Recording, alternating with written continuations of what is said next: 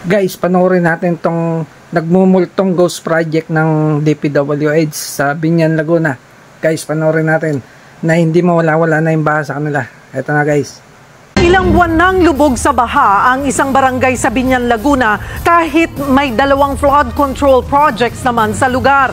Pero kahit ang LGU, hindi umano alam kung nasaan ang mga proyektong ito. Nasa frontline ng balitang yan, si Gio Robles. Nagkulay berde na dahil sa lumot ang naipong baha sa Barangay de la Paz sa Biñan, Laguna. Ayon sa barangay, hindi humuhupa ang tubig sa lugar mula pa noong Hulyo. Nagtayo na ng tulay na gawa sa kahoy ang LGU para may matawiran ng mga residente. May mga plastic floating walkway rin na nilagay sa ibang eskinita. Talaga pong mahirap. Lagi ko pong sinasabi sa sarili ko na napapagod po ako. Dahil sa baha, bangka na ang pangunahing transportasyon ng mga residente. Siyempre po, nakakasama po ng loob. Lalo na po yung mga mabababa po yung bahay na nagtitiis lang po sa papag. May ilang residenteng nanlulumo sa kanilang sitwasyon. Sana makonsensya sila, mahiya-hiya naman sila sa publiko. Dahil yung buhis na yan, manggagaling sa amin yan, pinagpapawisan. May 2 flood control project sa Barangay de la Paz. Pero ayon sa city engineer ng Biñan, itinayo ito nang walang maayos na koordinasyon sa kanila. May mga taga-DPWH na nagtatanong sa amin kung ano yung aming mga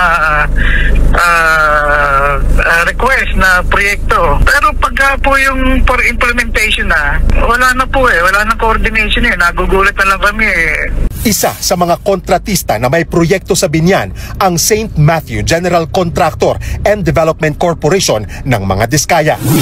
Base sa sumbong sa Pangulo website, pinondohan ng 39.4 million pesos ang pagtatayo ng river protection sa barangay na ito, pero hindi masabi ng LGU kung saan banda sa Biñan River ang proyekto.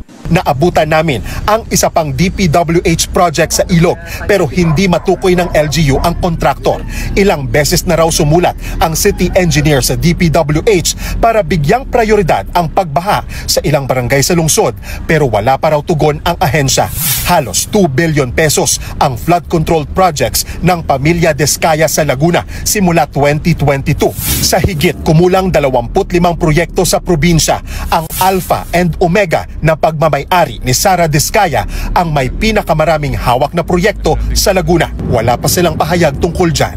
Nagbabalita mula sa frontline. Gio Robles, News 5. Yun guys, thank you for watching. Maraming salamat sa nanood sa atin. Sana magkaroon ng katarungan yung nangyayari sa bansa natin. Yun lang guys, peace out sa inyo.